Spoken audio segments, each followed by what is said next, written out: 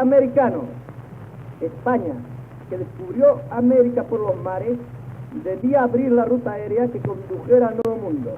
Debía ser la descubridora de América por los aires. El Plus Ultra llenó esta misión histórica.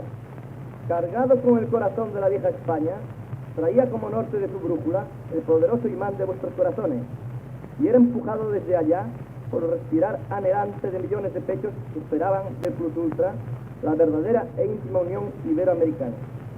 El Plus Ultra llegó a playas brasileñas, a playas uruguayas, a playas argentinas. El Plus Ultra tenía que llegar, porque en sus tripulantes vivían todas las virtudes de la raza y porque venían fijos sobre las alas del Plus Ultra las miradas de cientos de naciones que asombradas contemplaban el surgir de la raza hispana. El Plus Ultra nació en las riberas mediterráneas y antes de recibir el bautismo del aire se bañó en el Mare Nostrum. Uno de sus primeros vuelos, con la galantería peculiar de los caballeros españoles, lo hizo para saludar a la augusta reina de Italia, vuelo en el que manos femeninas arrojaron sobre tan excelsa dama canastillas de flores. Antes de llegar a su punto de destino, Melilla, tuvo que volar sobre la cuenca occidental del Mediterráneo, sufriendo los malos tiempos del Golfo de León y los zarpazos de temporales del Golfo de Valencia.